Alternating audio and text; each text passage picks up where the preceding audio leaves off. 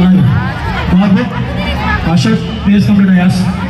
Lighting మరి ఇంత చక్కటి లైటింగ్ అందించినటువంటి బాబు గారు అశోక్ గారు స్టేజ్ మీదకి రావాలి ఒకసారి. అలాగే శేషారెడ్డి గారు, శేషారెడ్డి గారు ఓకే వచ్చినారు. మీరు కూడా Rakhi please come to dais. Sister Seshareddy గారు కూడా స్టేజ్ మీదకి రావాలి. ఉన్నారు మేడం, మీరు చూడలేదు. ఉన్నారా? మీరు చెప్తున్నారండి రావాలని. Please come to dais. Rakhi అలాగే బాధలన్నీ మర్చిపోయి ఈ రోజున స్నేహ యూత్ ఆధ్వర్యంలో ఇంతటి ఘనమైనటువంటి కార్యక్రమాన్ని మీ ముందుకు తీసుకొచ్చి మమ్మల్ని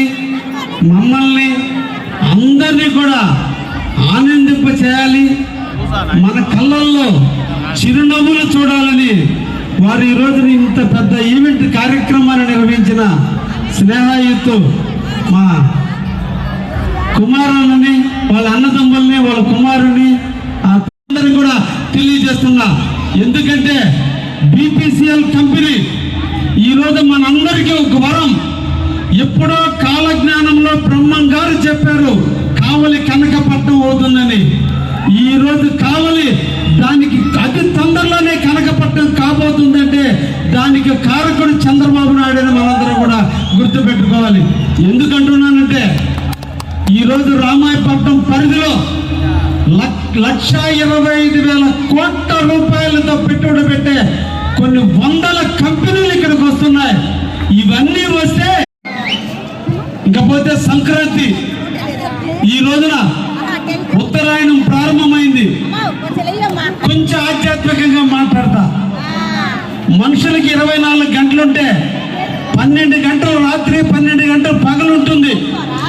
దేవతల కాడికి వచ్చేళ్ళకి ఒక రాత్రి అంటే 6 నెలలు, పగలంటే ఒక 6 నెలలు. దేవతలందరూ కూడా రాత్రి కూడా నిద్రపోయే టయాన్ని దక్షిణాయనం అని, పొగులు మేల్కొనే టయాన్ని ఉత్తరాయణం అని ఈ రోజునే దేవతలు మేల్కొంటున్నారు. మనల్ని దీవించుతారు కాబట్టి ఈ సంక్రాంతి రోజు మన తల్లిదండ్రులకి, తాతలకి, ముత్తాతలకి ఈ రోజు మన అందరం కూడా పిండ ప్రదానం చేయటం, వాళ్ళ సమాధులను దర్శించడం జరుగుతుంది. అటువంటి పవిత్రమైన రోజు సంవత్సరానికి ఒకటే వస్తుంది.